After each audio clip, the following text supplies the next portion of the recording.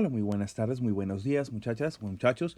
Vamos a continuar precisamente con nuestra materia de aprendizaje autogestivo. El día de hoy, vamos a darle cierre precisamente a esta parte con la que veníamos trabajando desde la semana pasada. Ya hablábamos de lo que es las relaciones interpersonales y el funcionamiento precisamente de las relaciones interpersonales. Y de alguna manera también mencionábamos precisamente lo que es la conducta asertiva. Mencionábamos también precisamente que para que hubiera una serie de relaciones personales, es decir, amistades entre personas y demás, o cooperación entre personas o aprendizaje entre personas, pues tendría que ser a través de conductas asertivas, es decir, que todos los miembros pues tendrían que ser con conductas asertivas. Y bueno, eso va a tener relación precisamente a partir de lo que nosotros vamos a ver el día de hoy, que son los tipos de aprendizaje. El tipo de aprendizaje precisamente con el que vamos a estar trabajando va a ser el día de hoy, que es el aprendizaje cooperativo. El aprendizaje cooperativo, vamos a ir viendo precisamente cómo es que muchas de las características y requisitos de alguna manera, va a ser precisamente el hecho de una persona asertiva. Vamos viendo. Dice, es un proceso en equipo en el cual los miembros se apoyan y confían unos en otros para alcanzar una meta propuesta. El aula es un excelente lugar para desarrollar las habilidades de trabajo en equipo que se necesitarán más adelante en la vida cotidiana. El aprendizaje cooperativo o de colaboración es interactivo. ¿Qué significa? Básicamente que el aprendizaje se lleva precisamente a cabo entre miembros de un equipo, miembros que se apoyan, se confían unos en otros, que se asignan roles, que son abiertos y respetuosos con los mismos miembros. Todas las cualidades precisamente de lo que es una conducta asertiva, ¿va? Entonces por eso decíamos, aquí lo que importante que dices es interactivo. ¿Qué significa? Bueno, básicamente que el aprendizaje se lleva a partir precisamente de la interacción entre los distintos sujetos o miembros del equipo, ¿va? Entonces esto va a ser importante. Ahora, como miembro del equipo, usted tiene que, van a ser precisamente los requisitos que se le piden de alguna manera a cada una de las personas. Desarrollar y compartir una meta en común, que es lo que ya habíamos venido trabajando. Contribuir con su comprensión del problema, con preguntas, reflexiones y soluciones. Aquí es muy importante, por ejemplo, que si de repente hay un tema que no se está entendiendo dentro de lo que es todo el proyecto o trabajo de equipo, es importante precisamente que la persona tenga la posibilidad de preguntar. Pero sus preguntas o reflexiones las haga precisamente de una manera asertiva, que significa hacerlas de manera crítica, ¿va? Pero una crítica constructiva, recordemos. Responder y trabajar para la comprensión de las preguntas, reflexiones y soluciones que otros provean. Es decir, si ustedes no son los que están haciendo las preguntas, sino que les toca oír la pregunta hecha por alguno de sus compañeros o compañeras, entonces si yo considero que tengo la posible respuesta a esa pregunta o la posible solución al problema que se me está presentando, pues entonces puedo apoyar con eso de manera respetuosa, de manera adecuada y siempre, poniendo mi respuesta, mi solución, pues a consideración también de los otros, ¿va? Eso recuerden que es parte del respeto hacia las otras personas. Cada miembro le da lugar al otro para que hable, colabore y sus aportes son tenidos en cuenta por otros y por usted mismo. Es decir, es lo que ya hemos venido mencionando. Es decir, si yo aporto a la clase, si yo aporto a las soluciones de los problemas y demás, entonces voy a también a ser respetuoso con las aportaciones que otros me den. ¿Por qué? Porque también eso va a implicar que cuando yo aporte algo, pues también lo van a hacer de la misma manera. Es decir, mis aportes van a ser tomados en cuenta. Cuando yo descarto el aporte de una persona, por ejemplo, una opinión respecto a un problema o a una solución, pues lo voy a tener que hacer precisamente con el debido respeto, el debido análisis a la opinión. Es decir, alguien me da su opinión, yo la analizo concienzudamente, es decir, con atención y demás, o los miembros del equipo la analizan, y entonces, pues vamos, entre todos resuelven si es la mejor solución o hay otra posible. En ese tipo de aprendizaje, dice, cada miembro depende tanto de otros como de usted y usted de los demás. Es decir, hay una necesidad mutua de unos y de otros. Y lo importante es que hay que reconocer esa necesidad, ¿va? Es como cuando ustedes desarrollan un proyecto, todos dependen del otro que haga su parte, pero también esos otros dependen de usted o de ustedes mismos, es decir, que hagan ustedes su parte, ¿va? Entonces hay una interrelación, hay una necesidad bilateral, es decir, unos de otros se necesitan.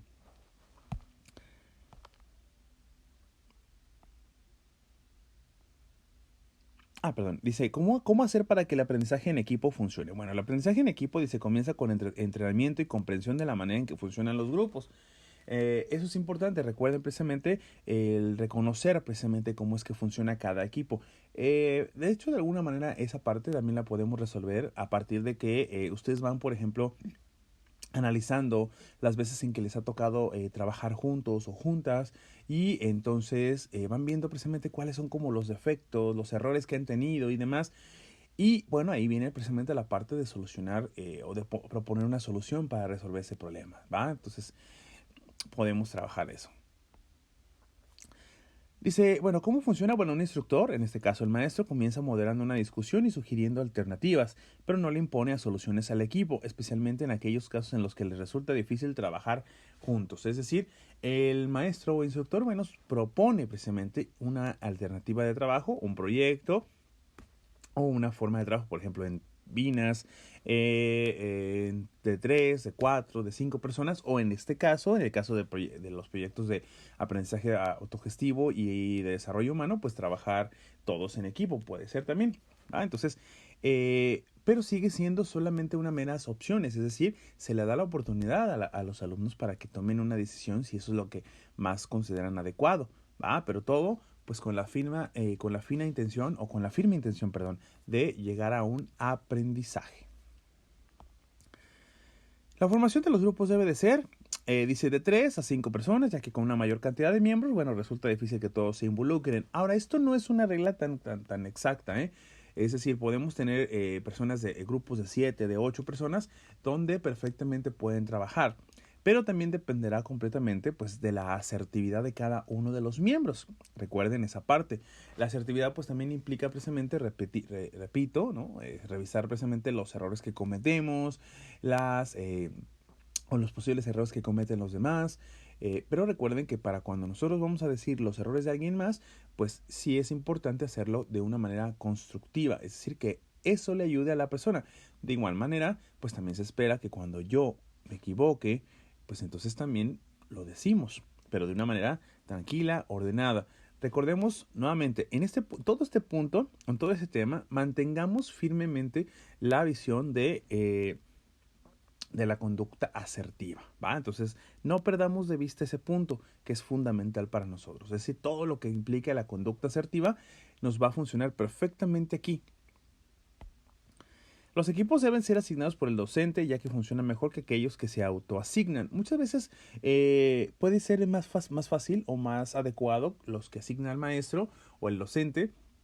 Sin embargo, también el docente en algún momento puede llegar a considerar que los grupos, al conocerse un poco más, puede ser que trabajen mejor. Sin embargo, bueno, también se pueden poner precisamente a consideración, recuerden, es decir, siempre el maestro también puede poner el ejemplo trabajando de manera asertiva, es decir, sugiriendo las posibles opciones y, bueno, esperando precisamente que los equipos se involucren para que puedan reconocer su propia forma de trabajar mejor, ya sea eh, entre parejas, de 2 o 3 personas, de 3 personas, de 4, o quizá de equipo completo, es decir, del grupo completo. Entonces, todo eso, bueno, se hace precisamente siendo reflexivo, siendo analítico, es decir, tomando en consideración todas las posibles panoramas, ¿va? Pero volvemos a lo mismo, eso es parte de la conducta asertiva. Los miembros deben identificar sus capacidades diversas, su entorno y su experiencia, misma que podrá aportar a su equipo. Cada individuo fortalece al equipo. Literalmente aquí lo que significa es que cada uno de nosotros debemos de ser conscientes de cuáles son las capacidades que yo tengo, es decir, para qué soy bueno o para qué soy buena. A lo mejor algunos somos buenos para hablar frente a público, otros somos buenos para organizar, otros somos buenos para escribir, otros somos buenos para diseñar, otros somos buenos para, no sé, son distintas actividades. Cada miembro debe de ser consciente de qué es, cuál es su fuerte y cómo puede ayudar al equipo esa cualidad que tiene al proyecto que se han decidido trabajar. Entonces, eso va a ser importante. Esto va a estar muy relacionado precisamente con lo que ya habíamos mencionado, que es el autoconocerse.